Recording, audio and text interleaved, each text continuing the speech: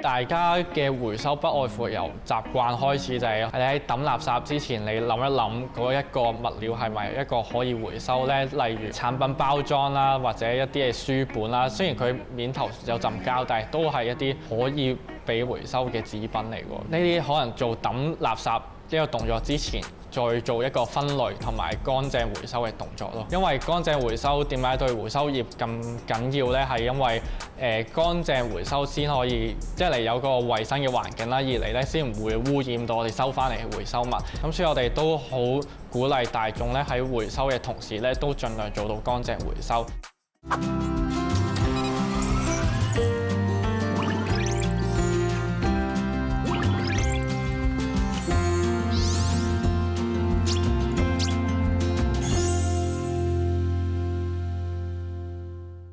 平時都有講藍廢紙、黃鋁罐、啡膠樽、紙類嘅產品，我哋都知道可以回收，廢紙再做變做唔同嘅新產品。但係大家又知唔知道呢啲廢紙究竟係會經過啲咩步驟去變做全新嘅生活用品？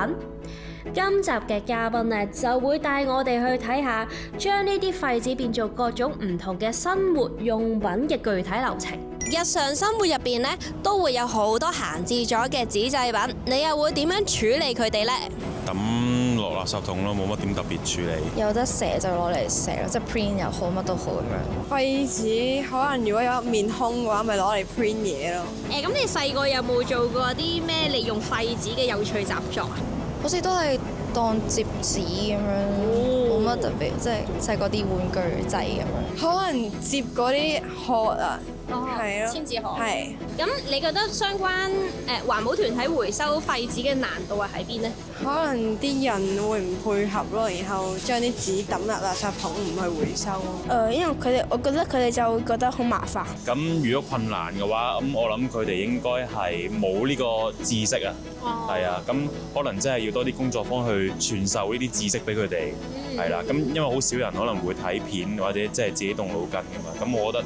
即係手交手教導佢哋應該會好啲咯。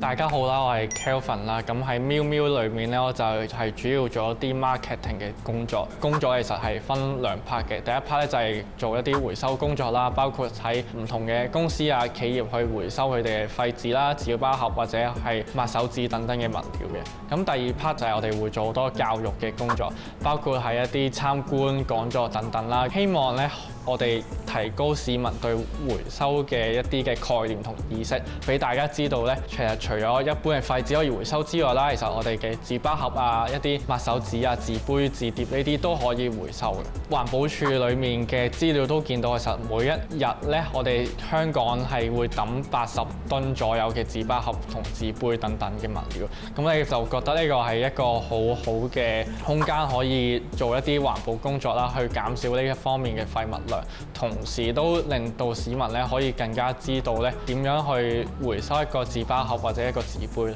其實咧，我諗由三色回收商都會知道藍廢紙啦。咁但係可能細個大家都會聽到紙包盒唔可以回收喎，因為佢有其他物質。於是咧都係其中一個契機，我哋就起咗一個工廠啦，就將呢啲我哋以往覺得唔可以回收嘅物料，包括呢啲紙杯、紙碟、紙包盒咧，就同大家講，其實呢啲都可以回收。咁俾咗我哋之後，我哋經過處理之後，我哋就可以做翻一啲再生嘅紙品去供應翻市面上使用。向公眾推動紙包飲品回收嘅同時，推廣乾淨回收又有冇難處呢？對於傳遞一個信息嚟講，難度就係我哋點樣可以好廣泛咁樣俾公眾都知道呢啲信息。其實當公眾知道可以回收嘅時候咧，佢哋普遍上都會好合作去幫我哋去做呢啲清潔工作。即係排隊文化其實都係由香港開始，即係亞洲4小龍入邊。咁其實我一路都覺得香港人嘅一啲習慣可以好好咁教育佢哋嘅時候，佢哋都會做得好好咯。呢間工廠其實喺2019開始，不過2019過咗冇幾耐就係撞正疫情2020年啦。其實嗰陣都好影響我哋嘅回收率，甚至有試過一日裏面真係做零回收量，可能多嘅時候都可能係幾十 kg 或者幾百 kg。當時就諗咗就係做更加多嘅 promotion， 例如可能做啲貓巴士，就係俾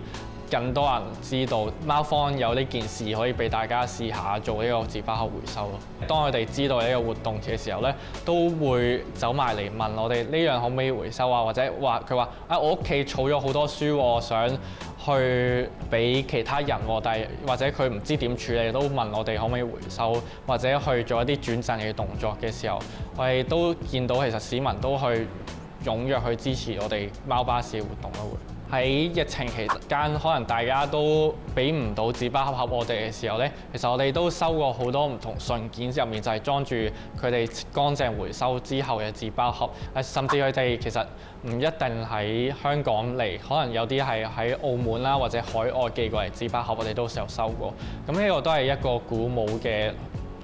行動嚟。咁另外嘅時候，我哋都見到一啲大型機構咧都會做一啲環保工作，例如呢幾年嘅渣打馬拉松咧，其實我哋同長春社同渣打嗰邊都有合作，去喺唔同嘅補水站都設置一啲回收嘅街站去。咁呢啲回收嘅街站將我哋選手飲完水嘅紙杯咧都會送嚟。咁我哋見到咧都開始有一啲嘅企業咧都好重視我哋，會同唔同嘅商場合作啦，可能係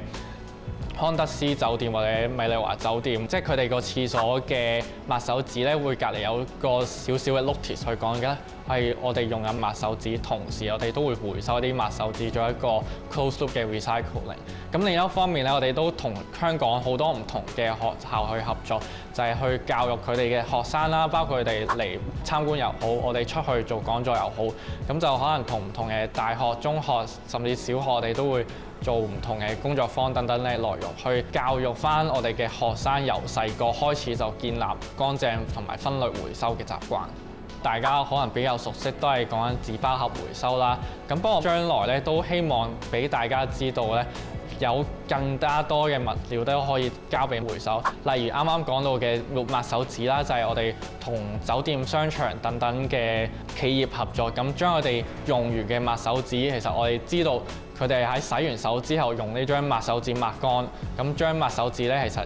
理論上都係乾淨可以回收，咁就會交俾再進行處理啦，就係好似一啲打漿啊、濃縮啊、清除雜質嘅動作之後，就可以做翻啲新嘅抹手紙，再供應翻俾呢啲嘅酒店啊、商場。呢個閉環回收就可以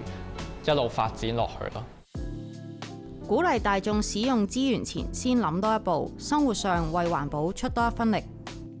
咁我諗咧，其實喺使用紙包盒或者一啲產品包裝嘅時候咧，我哋都首先可以諗咧，呢個係咪一個必要需要用嘅動作？例如我哋見到市面上好多產品有大量嘅包裝存在，我哋可唔可以做一啲或者去支持一啲冇咁多包裝嘅產品咧？例如我哋有一啲簡約包裝嘅產品，一啲裸買嘅鋪頭，佢哋嘅產品全部都係用咗好少嘅包裝。咁我哋喺使用呢啲物品之前都可以再諗多步，就係諗呢啲可唔可以由源頭做起，就係我哋喺回收之前已經去減少呢啲廢物量。咁到我哋做咗呢一步之後啦，就可以將我哋真係用完嘅一啲紙品啦，可能唔同嘅紙包盒啊、紙杯啊，就拎嚟回收俾我哋咁樣。呢個教育中心咧，除咗去做一啲講座、參觀，或者我哋做一啲貓巴士活動，有一個可能分類回收一啲飄書之餘咧，我哋都會有一啲工作坊去俾我哋嘅學生啦、市民去參與。例如我哋有一個再造紙嘅工作坊啦，就可以將我哋嘅紙張板咧，俾市民親手去做翻一張屬於自己嘅再造紙。跟住我哋就會可以做一個示範啦，俾大家睇下點樣由人手可以做一張再造紙出嚟。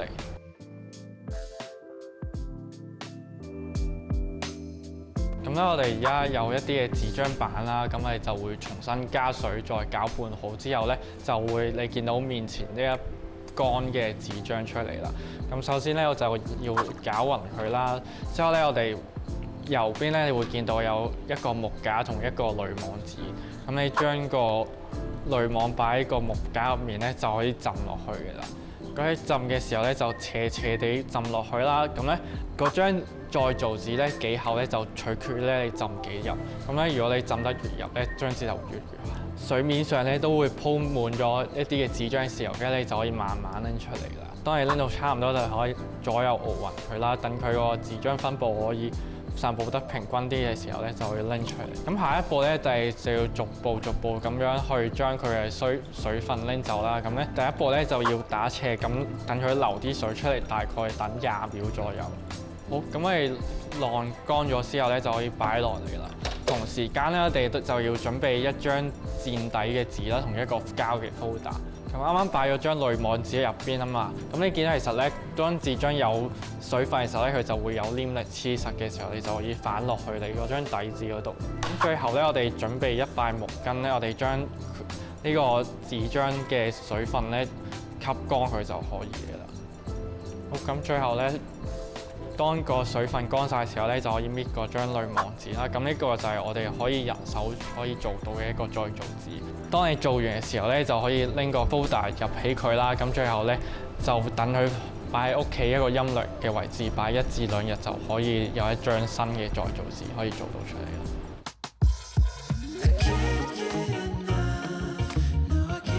咁最尾我哋嘅紙張板會做到唔同嘅產品啦，例如我哋有一啲 A4 紙啦，呢啲全部都係 FSC Recycle 認證，代表我哋全部100% 係由一啲回收嘅紙張造成。咁除咗 A4 紙，你見到都可能會有啲廚房紙啦、抹手紙或者一啲嘅廁紙。咁呢啲產品咧，全部都係100% 回收之餘咧，都有通過唔同嘅食品安全認證等等嘅。咁你見到呢邊咧，都可能有我哋出嘅一啲 Souvenir 啦，我哋一啲貓 T 啦。咁如果大家購買我哋一啲嘅貓 T 嘅時候咧，你着爛咗、着舊咗，都可以拎翻俾我哋回收。咁最後咧，我哋都會有一啲嘅洗碗球同埋一啲嘅洗衣球。咁係因為我哋推廣緊另有一個概念，就係我哋想做一個簡約包裝，就係代表咗咧我哋嘅包裝咧係可以回收嘅。咁我哋包裝入邊嗰啲洗衣球同洗碗球咧，都係一啲水溶性嘅膠囊，咁代表咗咧我哋成個產品咧都可以做到零廢物咯。其實我哋喺質素上面咧，基本上同原木漿嘅紙咧冇太大嘅差距。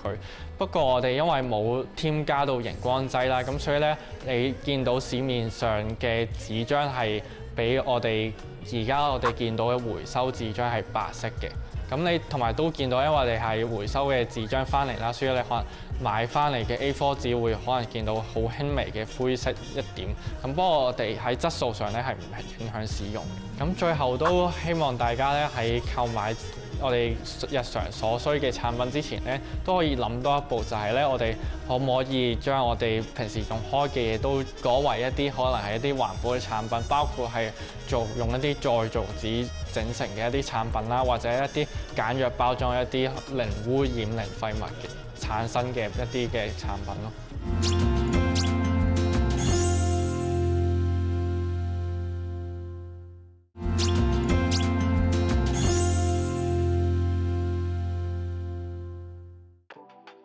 貓巴士係廠房其中一個回收嘅渠道，我哋了解一下佢成個流程係會點樣安排。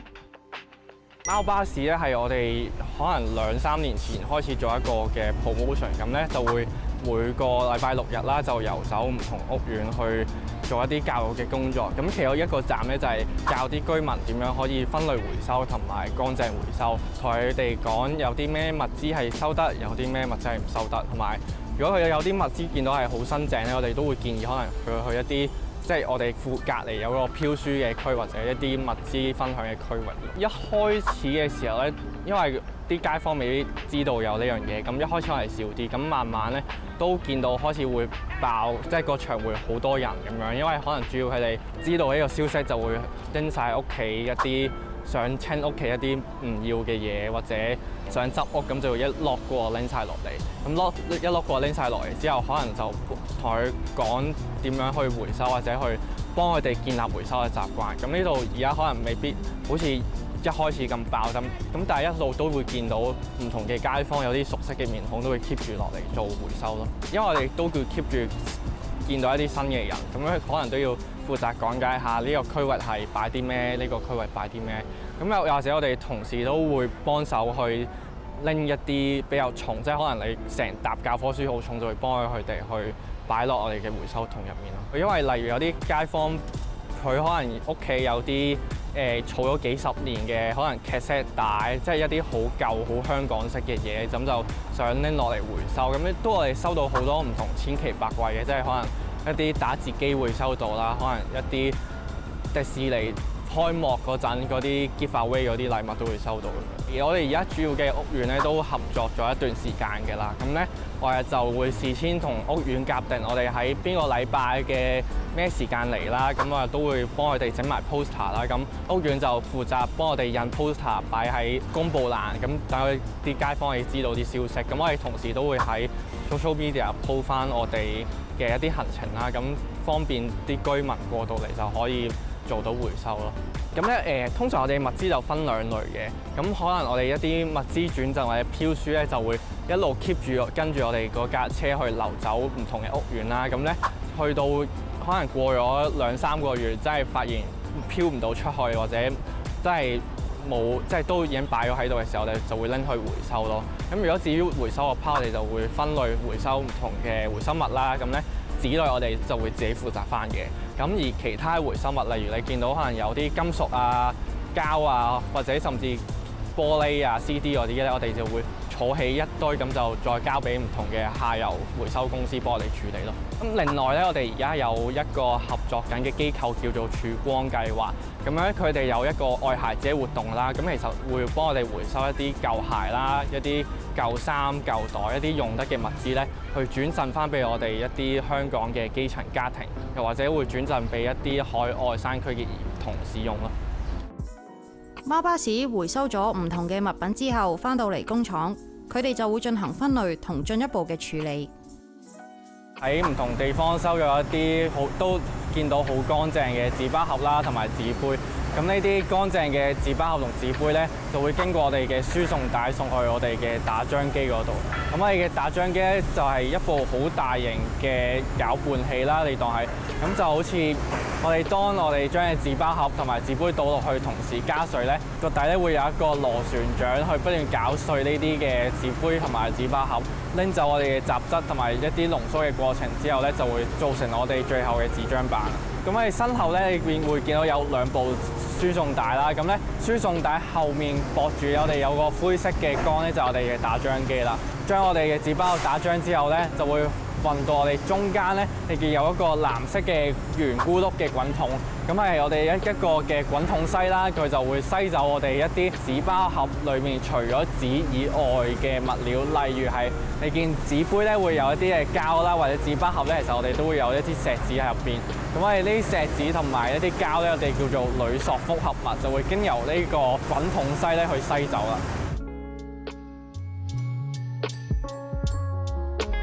咁我哋打漿啦，咁之後篩走嗰啲複合物之後咧，就會嚟到我哋後邊會有唔同嘅篩同埋除沙器等等嘅工具嘅。咁例如我哋後邊咧有一部震篩咧，主要就係會去除一啲纖維長度唔夠長嘅一啲紙漿。如果纖維太短咧，我哋出到嚟嗰啲紙嘅成品都質素唔會太高。咁所以我哋要經過一部震篩啦，咁佢原理就會不斷上下去震動，咁從而咧將啲輕嘅即係代表纖維長度短啲嘅紙漿咧就會拎出嚟。咁我哋就唔會用嗰啲輕嘅纖維短嘅紙漿拎嚟打漿，只會 keep 我哋一啲質素足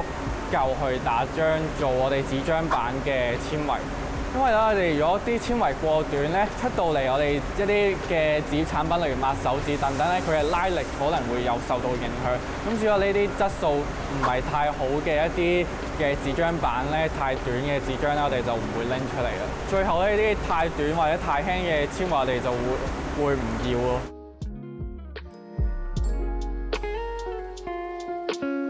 咁我哋嘅收翻嚟嘅將佢打漿篩走全雜質再濃縮之後咧，最後咧我哋會做一個最重要嘅步驟，就係要將佢脫水。身後咧呢一步就係我哋喺粉嶺新廠嘅製漿機啦。咁佢咧你見到會有好多個滾筒喺入邊嘅。咁佢哋啲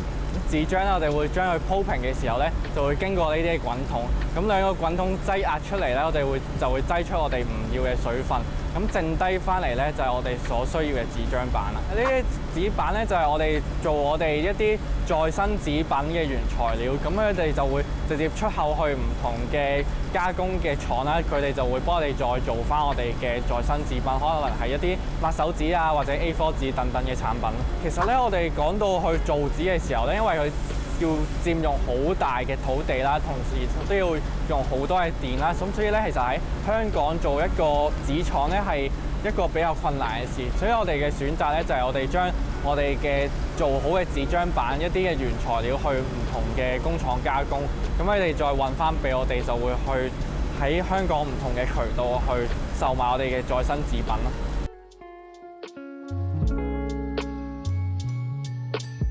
因為我哋有3類嘅紙張啦，包括我哋辦公室用紙啦、紙皮同埋報紙咧，其實係可以直接回收嘅紙類嚟嘅。咁所以我哋工作人員咧，我哋收到啲紙翻嚟咧，首先會做一個分揀嘅程序啦，將我哋一啲嘅 A4 紙啦、紙皮等等嘅物品咧，就分門別類咁樣，我哋用我哋嘅機器去打包好。咁你裝滿去到一定數量嘅時候咧，就會出口去唔同嘅地方去回收咁樣咯。其實咧，基本上嚟講咧，所有嘅紙類咧都可以拎俾我哋回收嘅，從而做一個我哋叫做閉環回收嘅概念。佢哋用完之後咧嘅物品咧唔會浪費咗，而係交俾我哋做翻啲有價值嘅紙品再供應翻俾佢哋。基本上咧，我哋希望咧做到可以一站式可以回收到唔同物料嘅回收物啦，就並非一定係紙張先可以交俾我哋。例如我哋收到一啲金屬啦、玻璃、塑膠咧，都可以拎俾我哋做處理。咁我哋就會去按分門別類去俾翻唔同嘅下游公司去做回收咯。廢紙再造紙，相信大家日常生活都會接觸好多。但係究竟係點樣變做一個新 product？ 呢個製造過程就可能真係未必知道啦。所以非常之感謝今集嘅嘉賓咁具體咁樣講咗究竟係點樣將呢啲廢紙變做全新嘅生活用品，原來真係好有意義。